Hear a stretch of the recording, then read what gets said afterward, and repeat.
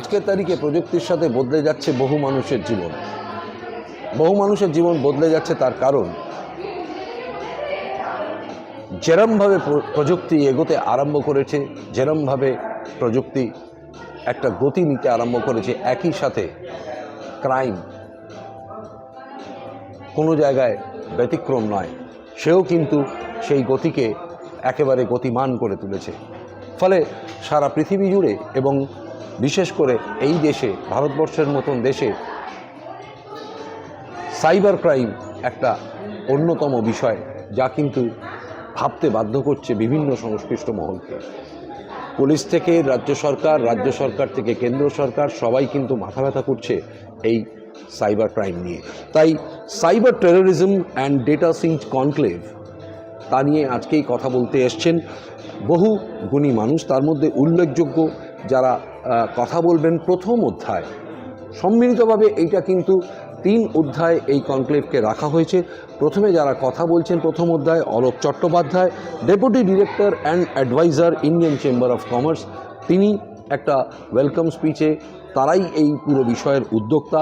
এবং তারপরেই মিসেস মানসী রায়চৌধুরী, যিনি কো চেয়ারপারসন টেকনো ইন্ডিয়া গ্রুপ, তিনি তার এই পুরো অ্যাওয়ারনেস অ্যান্ড সাইবার সিকিউরিটি নিয়ে তার একটা মতামত রাখছেন। এবং সঞ্জয় কুমার দাস, যিনি হচ্ছেন WBCS executive additional secretary, IT and department, রাজ্য সরকার, পশ্চিমবঙ্গ। এবং সবথেকে গুরুত্বপূর্ণ এই প্রথম অধ্যায় শ্রী হরিহরন কিশোর কুসুমকার IPS, যিনি স্পেশাল সিপি ছিলেন কলকাতা পুলিশে, এখন তিনি ADG এবং IGP cyber cell, Paschimbanga police. ফলে এই প্রথম অধ্যায় যেভাবে মানুষ শুনল যে শেষমেশ সাইবার ক্রাইম নিয়ে ঠিক কী প্রতিকূলতা হয়, কীভাবে তাকে মোকাবেলা করতে হবে, এই সমগ্র বিষয় নিয়ে একটা আলোচনা। এবং দ্বিতীয় অধ্যায়ের একটা আলোচনা, এবং তারপরেই তৃতীয় অধ্যায়ের আলোচনায় কনক্লুড হবে যে সমগ্রভাবে সাধারণভাবে এই রাজ্য, এই দেশের মানুষ কীভাবে মোকাবেলা করবে এই সাইবার ক্রাইম বা এই সাইবার টেরোরিজম। আসুন সেই চিত্রটাকে আগে একবার দেখে নিই, তারপরেই কিন্তু আবারও শুনব বিশেষজ্ঞদের মুখ থেকে যে এই সাইবার ক্রাইম নিয়ে তারা কী বলছেন।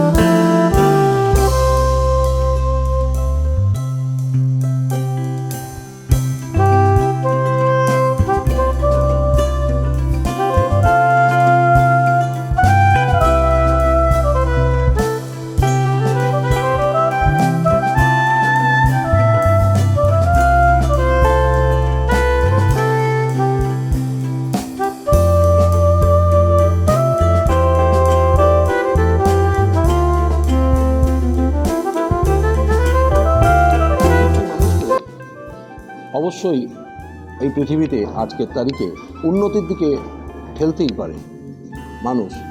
চাঁদ পেরিয়ে আরও কত গ্যালাক্সি পেরোবে তারই ভাবনা চিন্তা করে বা স্বপ্ন দেখে। কিন্তু এই প্রযুক্তি কোথাও যদি বিভ্রান্ত হয়ে দাঁড়ায়, মানুষের কাছে এক বিভ্রান্তি হয়ে দাঁড়ায়, তাহলেই কিন্তু বড় এক সমস্যা।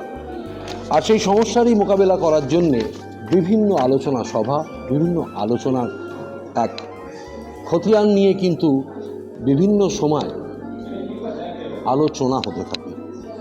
এমনই এক আলোচনা আজকের, যেটার ট্যাগলাইন বা শিরোনাম বলতে যা বোঝায়, cyber terrorism and data seize conclave. সবথেকে বড় কথা হচ্ছে যে আমাদের এই আজকের আলাপচারিতায় আমরা যাকে পেয়েছি, আগে তার সাথে একটু আলাপ করিয়ে দিই। শ্রী সন্দীপ সেনগুপ্ত, যিনি founder and director, Indian school of anti hacking. আরম্ভ করব আজকের অনুষ্ঠান এবং আপনারা অত্যন্ত গুরুত্ব দিয়ে এই অনুষ্ঠানকে দেখবেন, তার কারণ এখান থেকেই কিন্তু বেরিয়ে আসবে অনেক না পাওয়া উত্তর। সন্দীপবাবু, প্রথমেই আপনাকে কলকাতা টাইমস নিউজে স্বাগত, এবং আমি আজকের অনুষ্ঠান আরম্ভ করার আগে প্রথম আপনার শেষ বক্তব্য যেখানে ছিল আজকের দিনে, যেখানে আপনি মডারেট করছিলেন এই দ্বিতীয় সেশনে, সেখানে আপনার যে এই বক্তব্যটা, যে আপনি একটা এনআইএসটি বলে কিছু একটা উল্লেখ করলেন, যদি সেইটা দিয়ে একটু আরম্ভ করেন পুরো বিষয়টা। এনআইএসটি একটা আমাদের চারিদিকে কিছু ইন্ডাস্ট্রি স্ট্যান্ডার্ড ডিফাইন করা আছে। আজকে ধরুন আমি একটা কোম্পানিতে কিভাবে তাকে সিকিওর করব, সেইটা আমি মাথা থেকে যদি বার করি তাহলে আমার ওখানে ভুল ভ্রান্তি হতে পারে। এইবার সারা ওয়ার্ল্ডে লাস্ট বিগত 10 বছর, 20 বছর, 50 বছর ধরে মানুষ যে সমস্ত ভালো ভালো প্র্যাকটিস, মানে গুড প্র্যাকটিস, সেইগুলোকে লিখে রেখেছে এবং সেইগুলোকে লিখে রেখে একটা স্ট্যান্ডার্ডাইজেশন করেছে। সেই স্ট্যান্ডার্ডের অনেক নাম আছে। কেউ কোভিড বলছে, মানে COVID, কেউ ISO 27001 বলছে, কেউ NIST স্ট্যান্ডার্ড বলছে। এগুলো এক একটা বডি যারা এই ফ্রেমওয়ার্কগুলো তৈরি করে রেখেছে। আমরা সেই ফ্রেমওয়ার্কগুলোকে নিয়ে পড়ে বলতে পারি যে আমার এই যে ফ্রেমওয়ার্কটা লেখা আছে, এইটা যদি আমি আমার কোম্পানিতে ইমপ্লিমেন্ট করি তাহলে আমার কোম্পানি মোটামুটি একটা জায়গায় দাঁড়াবে যেখান থেকে আমার সুরক্ষাটা অনেকটাই ভালো হবে। এই ফ্রেমওয়ার্কগুলো আর কিছুই না, মানুষ বিগত অনেক বছর ধরে যেটা শিখেছে সেটাকেই লিখে একটা ফরম্যাট বানিয়ে বলেছে আমরা আমাদের এক্সপিরিয়েন্স থেকে, নলেজ থেকে, স্কিল থেকে সবাই মিলে বসে এই যে জিনিসটা একটা গাইডলাইন তৈরি করলাম। সেই গাইডলাইনটা যদি ফলো করা হয় মোটামুটি একটা সিকিউরিটি পাওয়া যাবে। এর সবচেয়ে ফেমাস ফ্রেমওয়ার্ক হচ্ছে ISO 27001, যেটাকে ইনফরমেশন সিকিউরিটি ম্যানেজমেন্ট সিস্টেম বলা হয়। এবার কিছু ক্ষেত্রে গভর্নমেন্টের রেগুলেশন আছে, মানে বলাই আছে যে আমরা যদি একটা ডেটা সেন্টার খুলতে যাই তাহলে কিন্তু এই ISO 27001 করতে হবেই বাধ্যতামূলক। বাকি যে সমস্ত কোম্পানিগুলো আছে তারা একটা একটা করে এই ISO ফ্রেমওয়ার্কটাকে তুলে নিচ্ছে, যেমন ব্যাংক, যেমন হসপিটালস, যেমন একটা টেলিকম অপারেটর।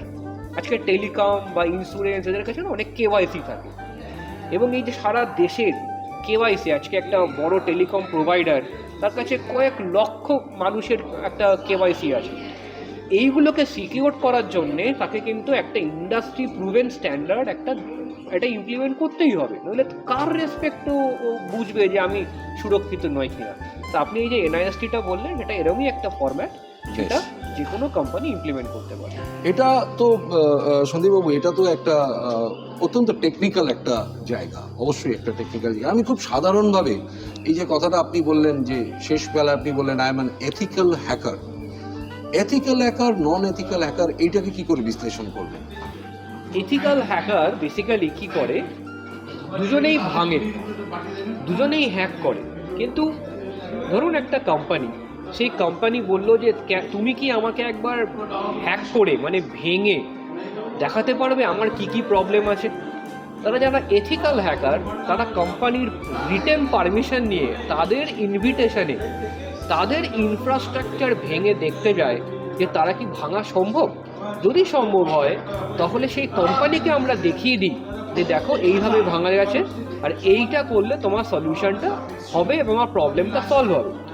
আনএথিক্যাল হ্যাকার কোম্পানির পারমিশন ছাড়াই তার ইনফ্রাস্ট্রাকচারটা হ্যাক করে এবং সেখানে যদি কিছু পায় সেখান থেকে কিন্তু চুরি করাচ্ছে, ডেটা চুরি করতে পারে, টাকা চুরি করতে পারে। এই খাবারটাই হয়ে যায় আনএথিক্যাল। তো পারমিশন নিয়ে, তাদের ইনভাইটেশন নিয়ে যদি ভেঙে তাদেরকে দেখানো হয় যে ভালো না খারাপ, সেটা হচ্ছে এথিক্যাল।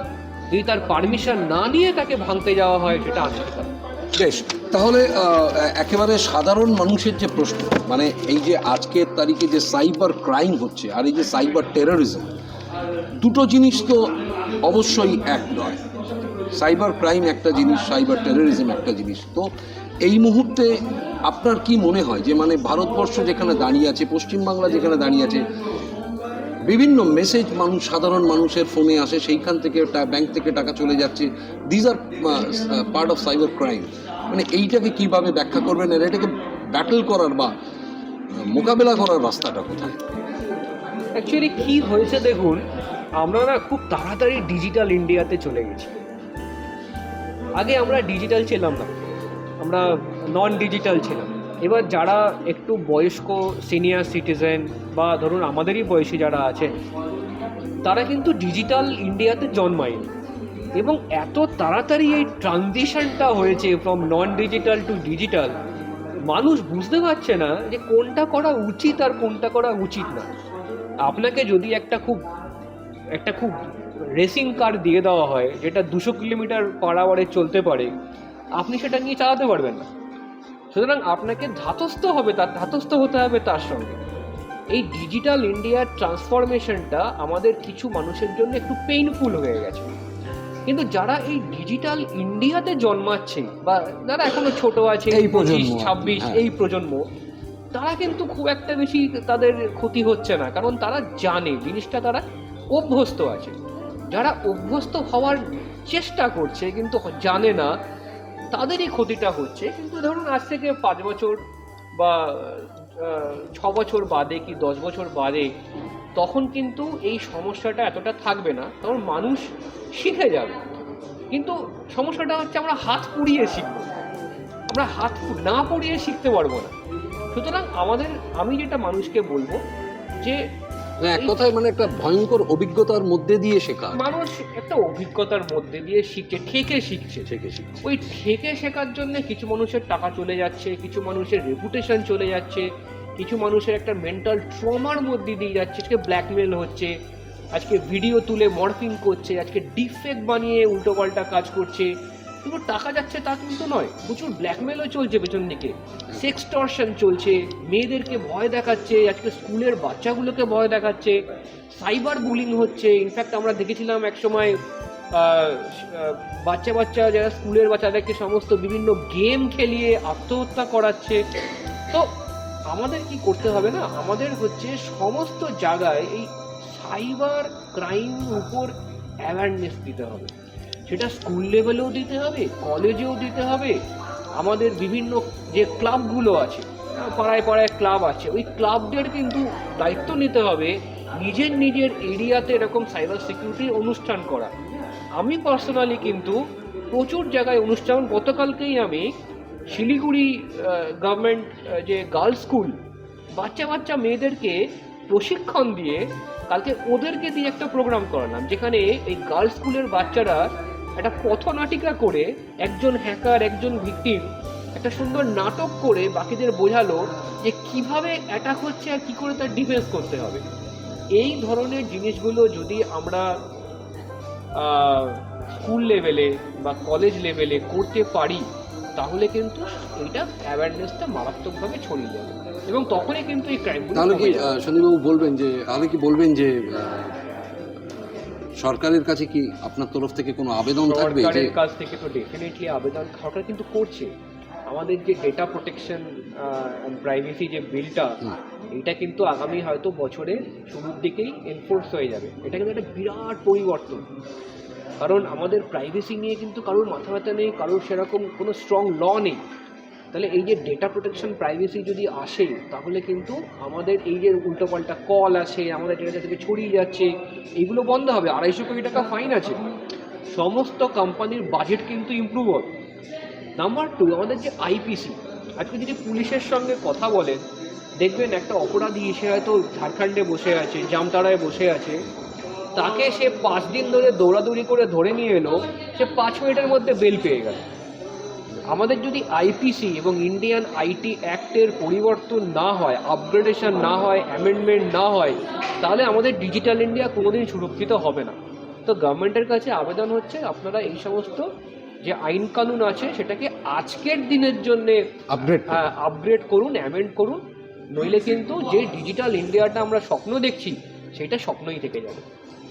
3টে জিনিস সাধারণ মানুষকে, মানে সাইবার ক্রাইম থেকে বাঁচতে, মূলত একদম 3টে জিনিস কি দর্শকদের জন্য 3টে প্রশ্ন মূলত তিনটে প্রশ্ন যেটা সাইবার ক্রাইমকে আটকাতে পারে সাধারণ মানুষ। আমি প্রথম বলবো যে ওভার দ্য ফোন কল কোনো নাম্বার কোড কিছু দেবেন না। কেউ যদি ফোন করে আপনাকে বলে কোনো কোড কোথাও পাঠাবেন না, কারণ সিম সোয়াপ হয়ে যাচ্ছে বা কল ফরওয়ার্ডিং হয়ে যাচ্ছে। কেউ যদি বলে একটা স্টার দিয়ে নাম্বার দিয়ে কোনো একটা টেলিকম অপারেটরকে মিস কল দিয়ে দিন, করবেন না। ওভার দ্য ফোন কেউ কিছু যদি বলে সেই অ্যাডভাইসটা কিন্তু করবেন না, তাহলে কিন্তু ওখানটা ক্ষতি হতে পারে। 2, গুগলকে ব্লাইন্ডলি বিশ্বাস করবেন না, কারণ গুগল সার্চে যে সমস্ত সাইট উপরের দিকে উঠে আসছে সেগুলো ম্যাক্সিমাম ফেক সাইট। 3, নিজেদের মোবাইল হ্যান্ডসেটের মধ্যে উল্টোপাল্টা কোনো সফটওয়্যার ইনস্টল করবেন না, করার আগে দেখে নেবেন যে কী কী পারমিশন দিচ্ছেন। এই 3টে জিনিস মাথায় খেয়াল রাখুন, অনেকটাই সুরক্ষিত থাকবে। দর্শক, যে কথাটা উনি বললেন সেটা অত্যন্ত গুরুত্ব আজকের তারিখে, তার কারণ এই 3টে জিনিসকে হয়তো প্রাথমিকভাবে ফলো করলে জীবনে অনেকটা স্বস্তি হবে, অন্তত এই সাইবার ক্রাইমগুলো থেকে বাঁচা যাবে। আজকের মতন এই এপিসোডে এইটুকুই। অসংখ্য ধন্যবাদ জ্যোতিবাবু আপনাকে, যে কলকাতা টাইমস নিউজের সাথে কথা বলার জন্য।